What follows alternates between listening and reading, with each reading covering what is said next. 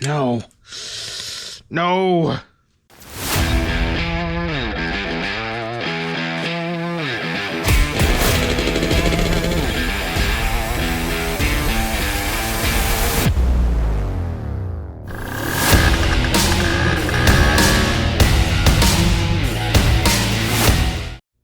What's up, guys? Welcome back to the channel. At the beginning of this video, we're at 171 subscribers. So just 4 more, and somebody will win this t-shirt. So if you haven't already subscribed, please go ahead and do so. As you can see, it's kind of cold in the garage, so I got my heater going on. But today we're going to continue working on this Stella engine rebuild. So yeah, you guys ready? Let's do it. Alrighty, so the first thing I'm going to do is put on this fly size seal. It's pretty easy. You just kind of push it on, but make sure you put oil on the crank and on the seal before you do it, just so it helps with actually sealing against the case and also the crank. So yeah, lube this up real good before you put it on. Usually I can just push it on with my fingers, but sometimes I got to tap it on with like a socket about the same size.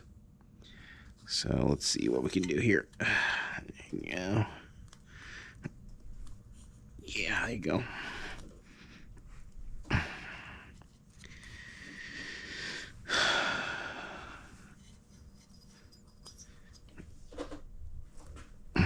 Okay.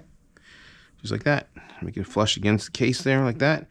I've seen people actually push it all the way in, and that's not good. So yeah, right here, just flush against this little case lip here is good enough. All right, so next up, I'm going to put in the hub seal. So it goes like this, the spring on the inside. I'm going to put some oil on the lip here, just to help with the installation. Makes things a little easier. After that, you could technically push this in with your fingers, but you might not be able to get it all the way in. So I have the drift right here to actually help me with installation. So looks like this. Again, something you can get from Mercado. So like that, just tap it in.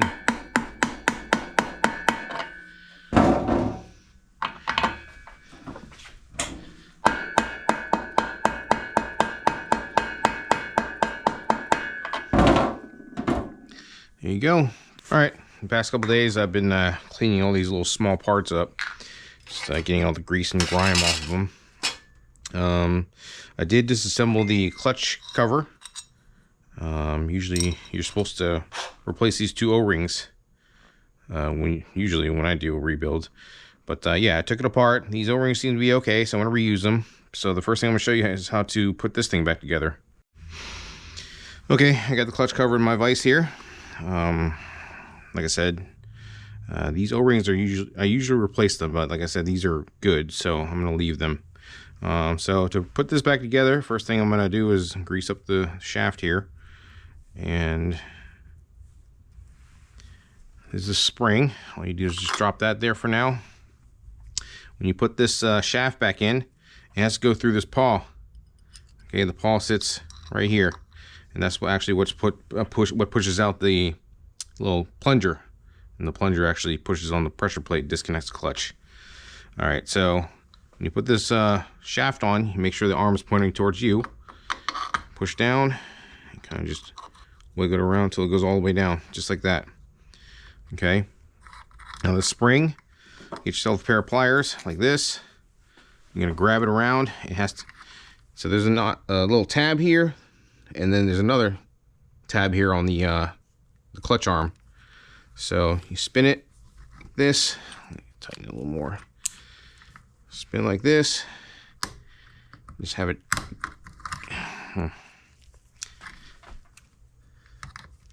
Spin like this and have it go up if you can. Come on. You know what? I'll go around like this. Yep. There you go. Like that. That's how that works. That's how that should look when you're done. Just like this. Okay. You just mount on the motor like this. You pull the arm. That pushes the paw out. And then usually the plunger will come out and push on the pressure plate. This is actually a new plunger. Yeah, put some grease onto this as well.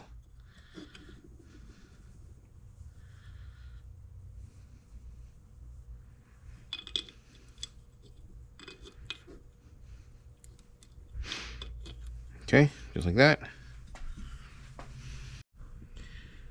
Okay, before I actually put the clutch cover on, you need to finish up on this clutch nut. As you can see, there's in the clutch nut, there's a bunch of little notches in it. And then on the locking ring, there's a bunch of tabs, like here, here. So usually I knock 2 of these in, and that way the clutch nut won't back out. So I'll do that now.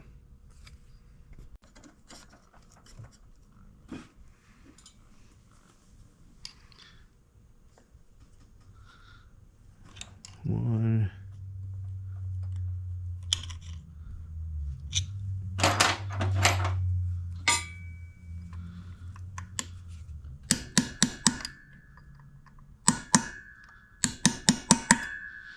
One.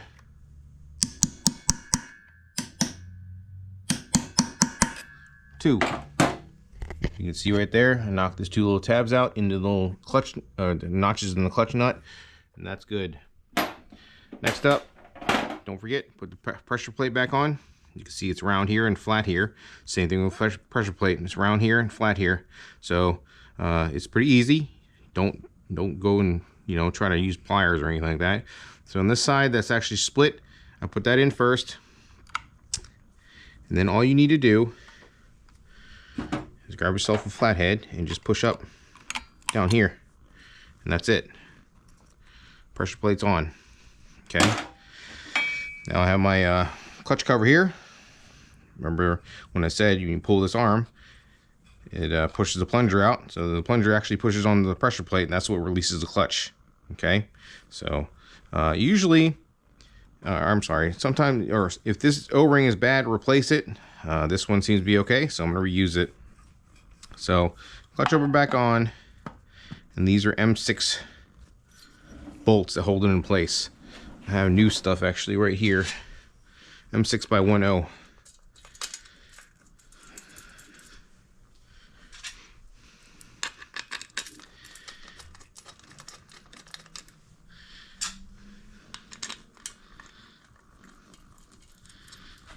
All right,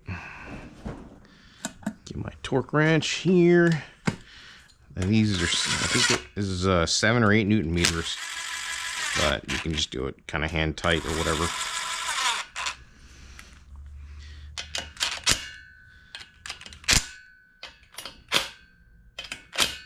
That should be good. Okay, let's move on to the other side. Before I move on to the other side, some of you guys have noticed in my other video that the starter has been removed. There. So, I don't know why anybody would remove that. The electric start is actually one of those luxuries that came on the PX150 and also the Stellas. So, I happen to have an extra motor here. This was actually given to me by Vespa Dave from the Vespa Club DC. Thank you, sir. I'm going to go ahead and put this on, and yeah, we'll wire this back up for a electric start. As you can see, it's just 3 bolts. I may need longer ones because, yeah, I'm going to need longer ones.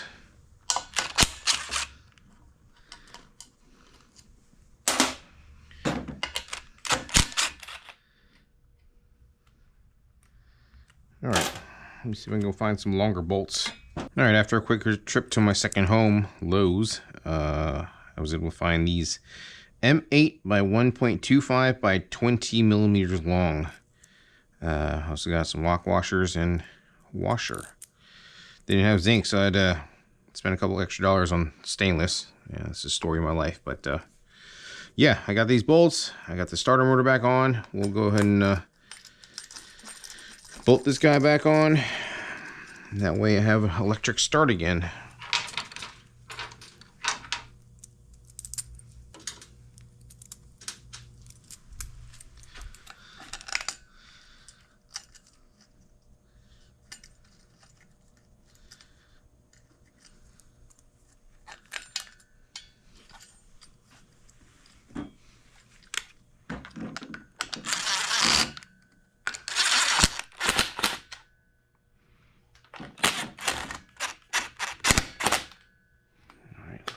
extension.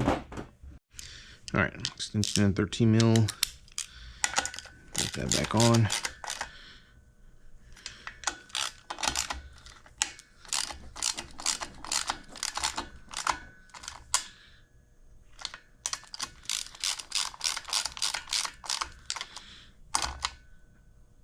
All right, cool.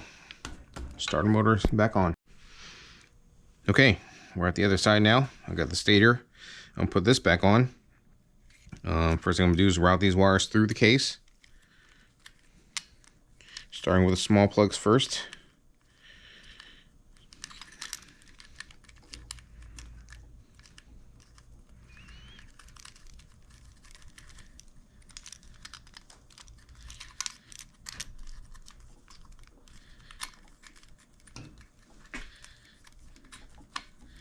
Followed by the big plug.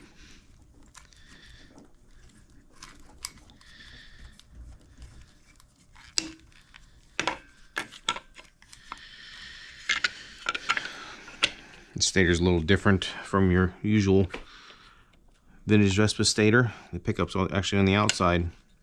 But down here I'm going to line up the it mark. Now I believe that's supposed to be 18 degrees, which is what the kit's supposed to be set to. So yeah, I've got this on. I'm going to put the screws back in. Those are over here.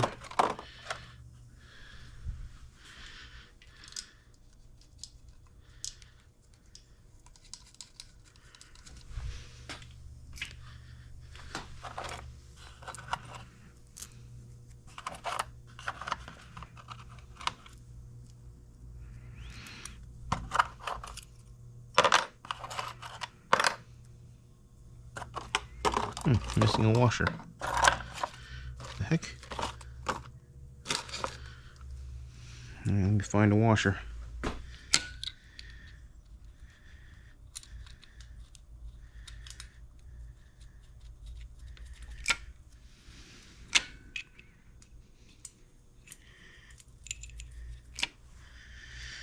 Alright, I found a washer. I'll be right back. Alright, I have myself a nice flat washer. Gonna screw this on. Again, make sure the it mark is lined up down here. I don't know if you can see that. And we'll tighten it. I'm going to check the timing on this thing once I get the flywheel back on.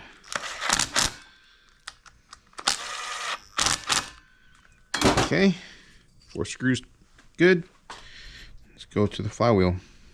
First thing I'm going to do is put a new Woodruff key into the little slot on the crank. Like that. On the crank, you see a little notch there. So the Woodruff key has to line up with that notch. Just like this. So that's that. Little star washer on first, and the actual flywheel nut. Grab my torque wrench, we'll torque that back down. So to torque the flywheel nut down, you need this tool. This actually locks the flywheel in place. You secure it with 2 of these fan cover screws.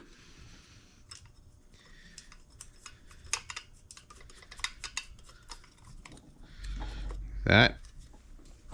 Alright. Torque spec on the clutch nut is 48 to 50 Newton meters. So I'll just do 50.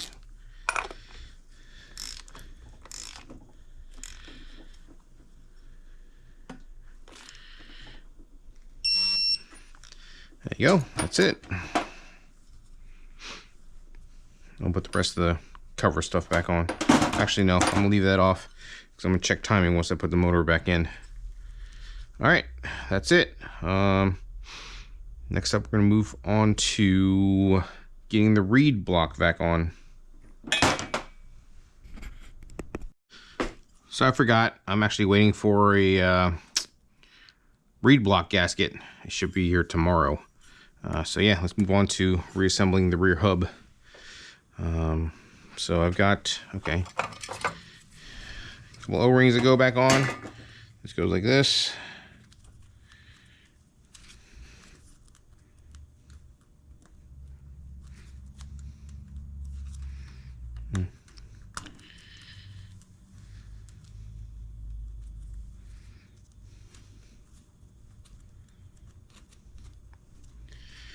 It's good. This one goes over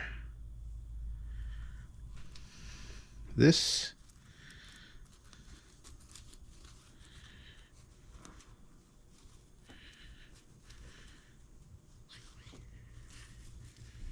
And the last one goes over this part. Okay, I'm going to put the plate back on. We'll screw that back in. Where'd those screws go? Oh, right here.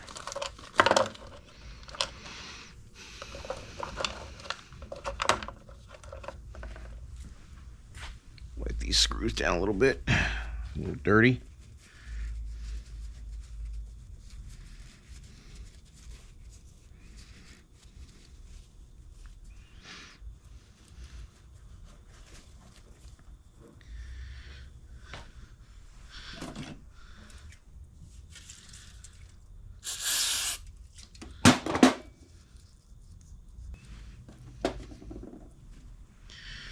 Screw these guys back on.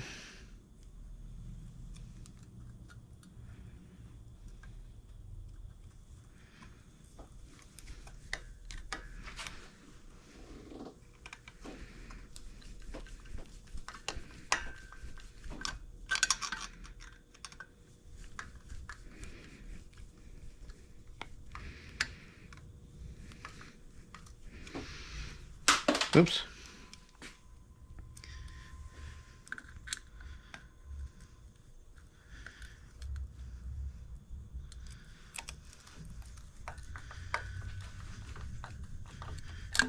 Oh no, that sucks.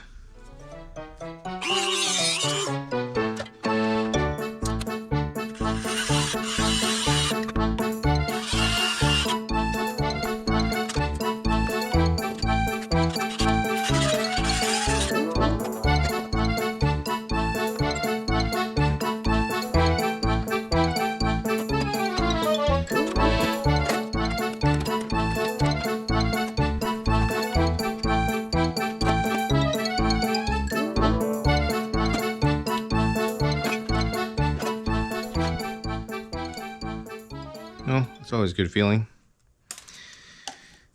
Okay, well, that was an unfortunate setback, but it always happens on these old bikes. So anyways, I got the drilled out. I'm gonna go ahead and continue, and I'm gonna put new screws this time, not ones that have been weakened. These are number 6 by 1/2 inch. I believe they will work just fine.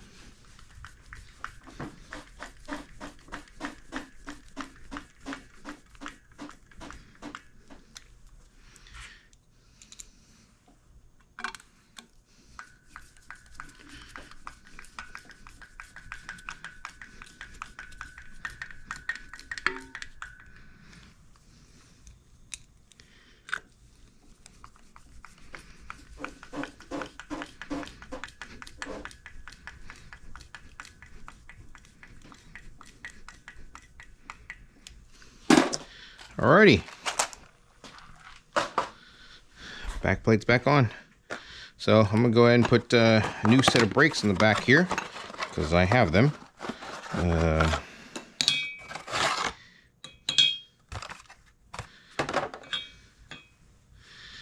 So these go like this, and like this. Rear brake cam is like that. So, and a new spring. So I don't usually use pliers on this. I kind of just work it over that cam.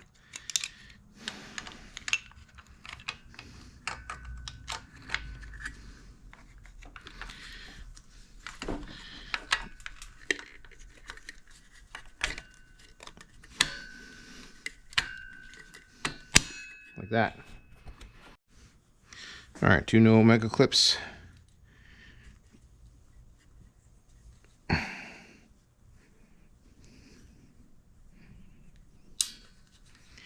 One.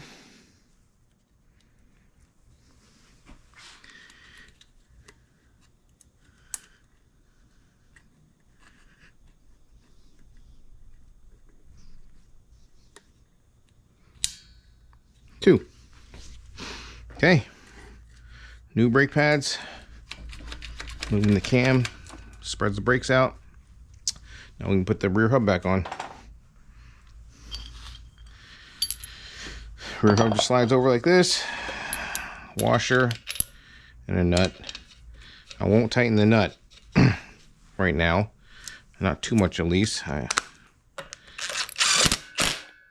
gonna torque it once the wheel's back on and the motor's actually back on the bike. So yeah, for the most part, the motor's almost done. It's just I need the reed block and then also fan cover and the cylinder shroud. So yeah, once this comes in, I will install that, and then we'll go ahead and put this back in the bike.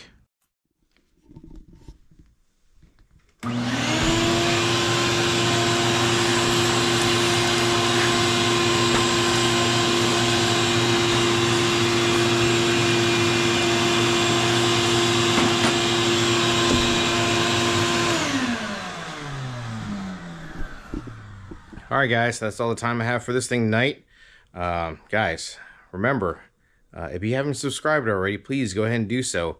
The only reason I'm doing this is to get the next generation interested in vintage Italian scooters. So, yeah, like I said, hit the like and subscribe button and help the channel grow. I'll catch you all next time.